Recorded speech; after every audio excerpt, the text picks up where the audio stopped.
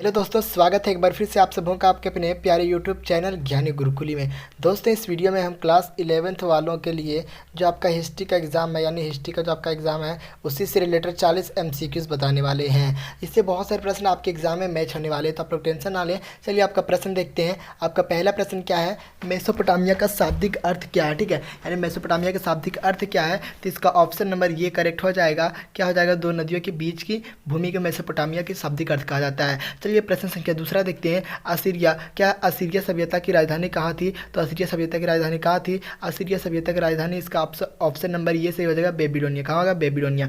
चलिए प्रश्न संख्या तीसरा देखते हैं। सुमेर का शाब्दिक अर्थ क्या है, तो सुमेर का शाब्दिक अर्थ हो जाएगा ईंटों से बने हुए शहर, ईंटों से बने हुए शहर। चलिए प्रश्न संख्या चार क्या है देखते हैं।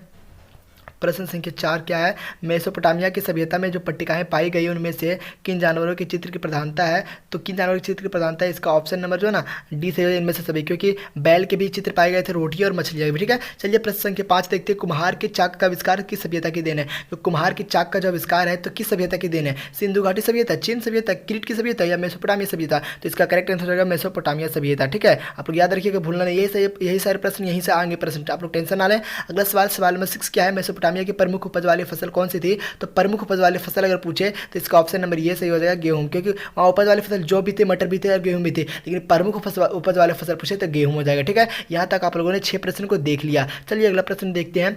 प्रश्न संख्या सातवां क्या है, झूलते हुए बाघ किस सभ्यता की देन है, तो झूलते हुए बाघ जो है ना बेबीलोनिया सभ्यता की देन है। किस सभ्यता की देन, बेबीलोनिया सभ्यता की देन। प्रश्न संख्या सात क्या है, बेबीलोन में झूलते बाघ का निर्माण किस शासक ने कराया था, तो इसका ऑप्शन नंबर ये करेक्ट हो जाएगा, नबूवत नेजर। किसने, नबूवत नेजर ने। ठीक है, याद रखिए। प्रश्न संख्या नौवां है, किस पुस्तक में जल प्लावन की घटना आती है, तो जल प्लावन की घटना किस पुस्तक में आती है, तो इसका ऑप्शन नंबर ये करेक्ट हो जाएगा, बाइबिल। ठीक है, द बाइबल। अगला सवाल है, सवाल नंबर 10 क्या है देखिए। मिस्र की सभ्यता का विकास किस नदी के किनारे हुआ है, तो मिस्र की सभ्यता का विकास जो हुआ ना, ये हुआ है नील नदी के किनारे। याद रखिएगा, मिस्र की सभ्यता का विकास अगर पूछे तो नील नदी के किनारे, और मेसोपोटामिया सभ्यता का विकास दजला और फरात नदी के किनारे हुए। याद रखिएगा, ये सब कंसेप्ट क्लियर करके जाइएगा, ये भी क्वेश्चन आपका छूटने वाला नहीं है। चलिए प्रश्न संख्या 11 क्या है, रोमन साम्राज्य में नाइट किन्हें कहा जाता है, तो रोमन साम्राज्य में नाइट अश्वरोहियों को कहा जाता है। मैंने सेट वन में भी पढ़ाया था आपको कुछ दिन पहले, मैंने हिस्ट्री का वीडियो डाला, बहुत ही इंपॉर्टेंट, अगर आपने नहीं देखा तो जाकर देख लीजिएगा।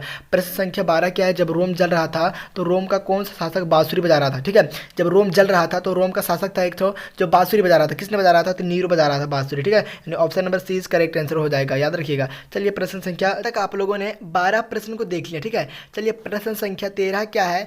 प्रश्न संख्या 13 देखते हैं। पेपीरस कहाँ पाया जाता है, तो पेपीरस पाया जाता है नील नदी के किनारे। कहाँ पाया जाता है, नील नदी के किनारे, यानी ऑप्शन नंबर ये इज करेक्ट आंसर। चलिए सवाल नंबर 14 क्या है, रोम का इतिहास किसने लिखा है, तो रोम का एक इतिहास लिखा है। सवाल नंबर 14 का ऑप्शन नंबर ये सही हो जाएगा, क्या हो जाएगा, टाइटस लिवी ने। किसने, टाइटस लिवी ने। चलिए प्रश्न संख्या 15 देखते हैं क्या है, जुलाई माह का नाम किसके नाम पर पड़ा है, तो सिंपल सी बात है, ऑप्शन नंबर ये जुलाई, जुलाई यहाँ जूली भी लिखा है, यहाँ जुलाई, जू से जुलाई से जुलाई से हो जाएगा जुलाई सीजर। ठीक है, ऑप्शन नंबर ये इज करेक्ट आंसर।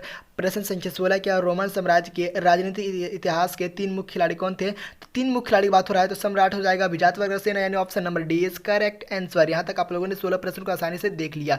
चलिए प्रश्न संख्या 17 देखते हैं। दिनारियस, दिनारियस क्या था, तो दिनारियस था सॉरी चांदी का सिक्का था दिनारियस। ठीक है, यानी ऑप्शन नंबर बी करेक्ट हो जाएगा। चलिए प्रश्न संख्या 18 देखते हैं क्या है। प्रश्न संख्या 18, निम्नलिखित में से किसे रोमन साम्राज्य का हृदय कहा जाता है, तो रोमन साम्राज्य का हृदय कहा जाता है भूमध्य सागर। याद रखिएगा, भूमध्य सागर।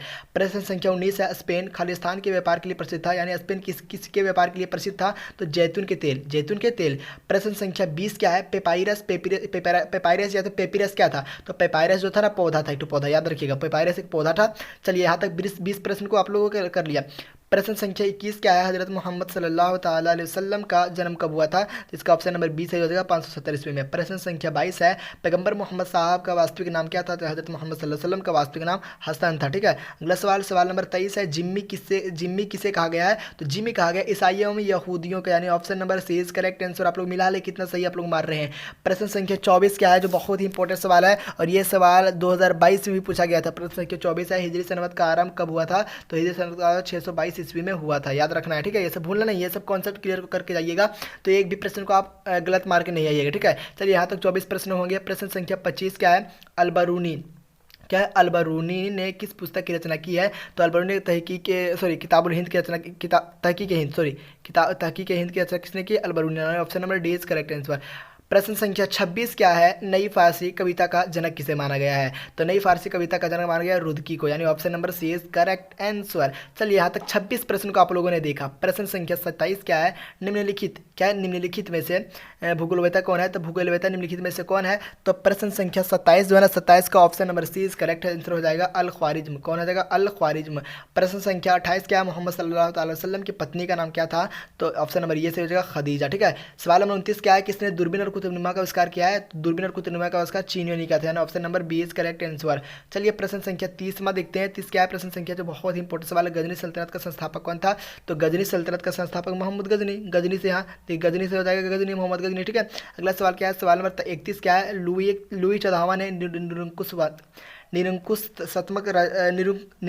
निरंकुशतम राजतंत्र को किसने संभव बनाया? तो प्रश्न संख्या 31 का ऑप्शन नंबर ही सही हो जाएगा सी। प्रश्न संख्या 31 का ऑप्शन नंबर सी, यानी रिसुल और मेजारिन। ठीक है, याद रखना है, भूलना नहीं है। सब लोगों ने 31 प्रश्न को आसानी से देख लिया। चलिए प्रश्न संख्या 32 क्या है देखते हैं।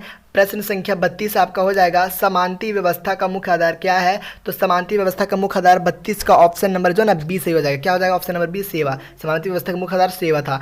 प्रश्न संख्या 33 है, डॉन क्योजोड़ उपन्यास ने किस वर्ग का प्रमुखता से चित्रण किया है? तो प्रश्न संख्या 33 का ऑप्शन नंबर सी सही हो जाएगा, यानी विसापों का। चलिए प्रश्न संख्या 34 देखते हैं, रोमन चर्च का प्रधान कौन था? तो रोमन चर्च का प्रधान कौन था? तो प्रश्न संख्या 34 का ऑप्शन नंबर ये हो जाएगा पोप। रोमन चर्च का प्रधान था पोप। ठीक है।